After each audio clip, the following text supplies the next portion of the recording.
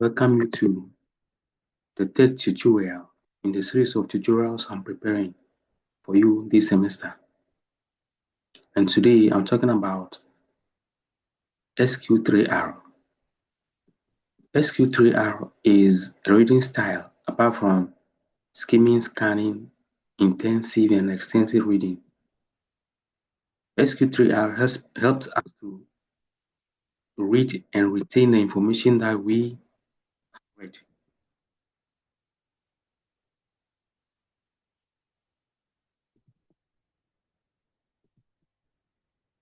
SQ3R is an abbreviation where S stands for survey,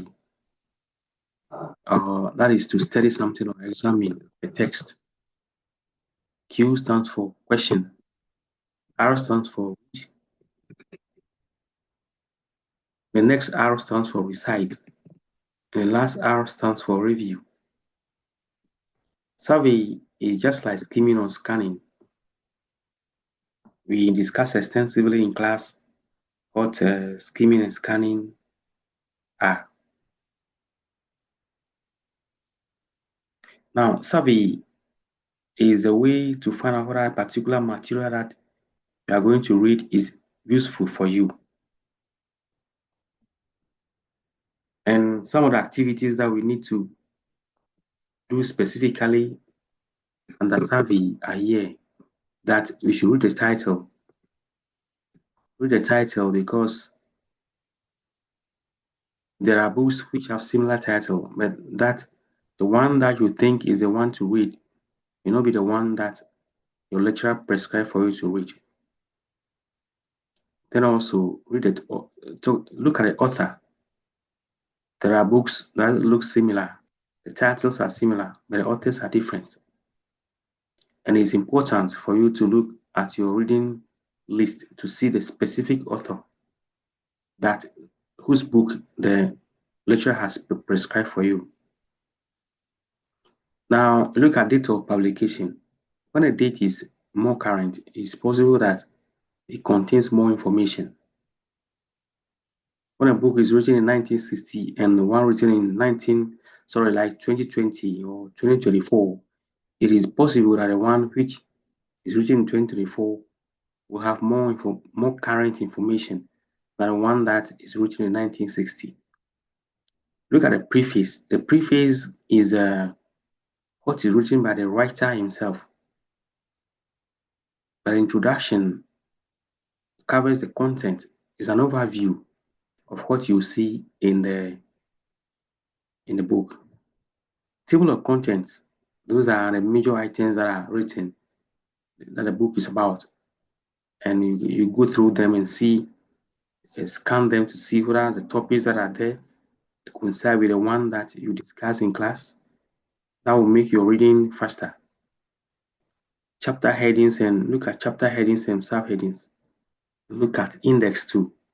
If you go to the back of the book, most often you see items or topics that are written with page numbers written against them. That is one fast way of looking at looking for information in a book.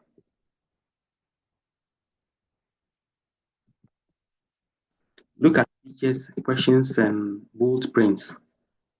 When something written in bold print, it's possible that that means it's highlighted and it needs attention because it's something that may be very important. Now, read the first and last sentences of paragraphs. If you start reading the material, you can read the first and last sentences of paragraphs. The first sentence introduces the paragraph and therefore gives you an overview of what you see in that particular paragraph. Then the last sentence serves as a kind of summary or conclusion. Look at footnote. When you see in some textbooks or in some books or materials, at the foot of the page or the paper, you see a short line running from the left to the right. Sometimes it doesn't cut across the whole page. But then below that short line, you see items that are written smaller fonts. That is very important. And if there is a footnote, you need to read it because there is information on that page that you need to, which the footnote will explain. I haven't talked about survey. The next thing to do is to look at Q, which is questions. Formulate questions based on the content. Any item that you see, whether it's a book or an article or just a paper, it will have a heading. Turn the heading to a question. Turn all subheadings to questions. For example, we discussed in class, and I remember we discussed in class that if we see a heading in an article, for example, US to reopen in December, before you even have access to the questions, the material to read, you may have to generate some questions. For example, why should US reopen in December? Which date in December will US reopen? Which day in December will US reopen? Why is US reopening in December and not any other part of any other month in a year? So these are the questions that you raise before you even get to the material.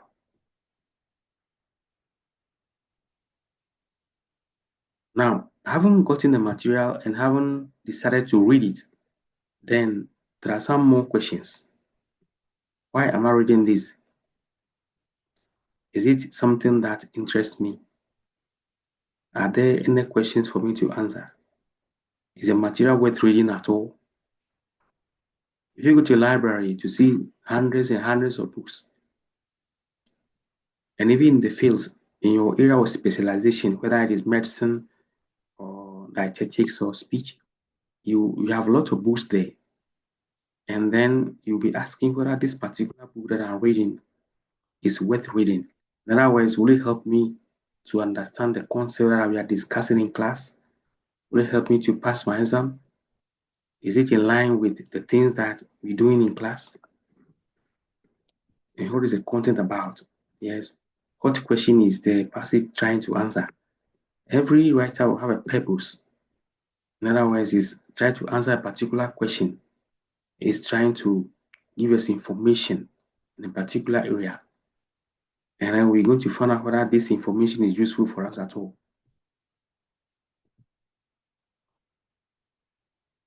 So as I was saying, how does the information in the book help me? How does it help me? If it won't help you, then the best thing to do is to just drop it. Now, I haven't talked about Q. The next thing is R. 3R means that you're going to have R, then another R, then another R. It is not like multiplying 3 by R, no. We have survey, question, read, and read. Now, so the first R here tells us to do something. Find out the answers to the questions used at Q. In other words, having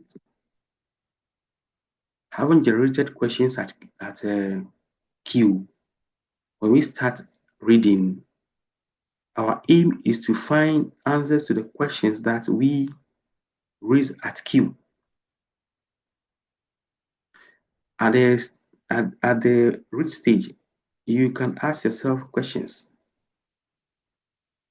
By the time you have started reading the text, you have started reading the text, but ask these questions. Now, so haven't raised questions, you start reading the text, and in a read stage, you are trying to find answers to the questions that you raise at Q. But then when you start reading the text itself, there are a few questions you need to still ask yourself. What argument is the author putting across? This writer, this particular material I'm reading now, what is the writer saying? What evidence does the author produce to support his argument? What case is he putting across? What case is he making? What is his problem? What problem is he solving?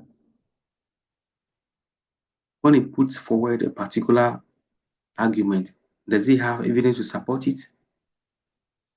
Are there any constructing arguments I know of that exist? Now, so what the writer is saying, does it align with what my lecturer said in class or what I read in some other books earlier? Is there any flaw in the author's argument? This very author, is there any weakness in his argument? He says this, he has put forward or he has put forward a claim. Does he actually did he conduct a research based on which he has come forward with the claim? Where was the data collected? How long was the data collected and all that? So that can help you to know whether the writer is making any sense. This will help you especially when you are doing your thesis or your dissertation or your project work in the final year. Then from first R, we go to Recite, which is the second R. Some books also call it recall, but for our discussion here, let's stick to Recite. Put what you have read into your own words as much as possible. Ask yourself questions to help you remember. You can ask yourself, this particular thing I read now, what can the examiner ask me? What can my lecturer ask me at the end of the semester? So you just try to create questions in your own mind and try to answer them. Identify significant points in the text. If you are going to ask a question about this particular page that I read, what could it be? Make notes, make outline, repeat questions and answer them yourself.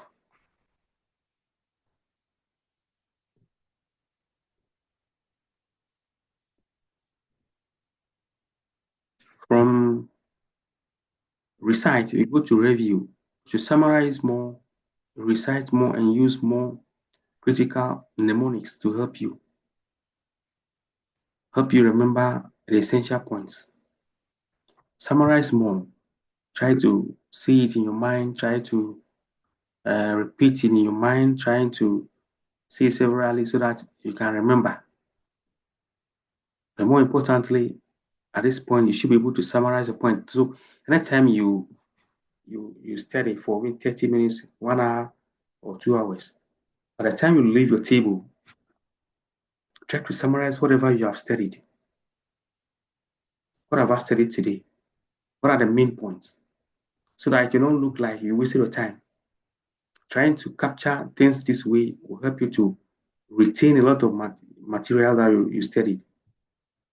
Now, talking about mnemonics, they are like acronyms or abbreviations we discussed in class. They are acronyms or abbreviations which we can use to help us to put together the things that we studied so that we cannot forget them. For example, let me give you this example.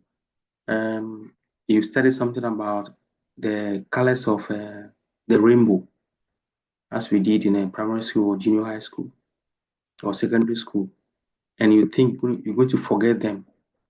So I put together something like roig beef, red, orange, yellow, green, blue, indigo, violet. So if I can remember roig beef, then I know that each of the letters there stand for the beginning of stand for a particular color.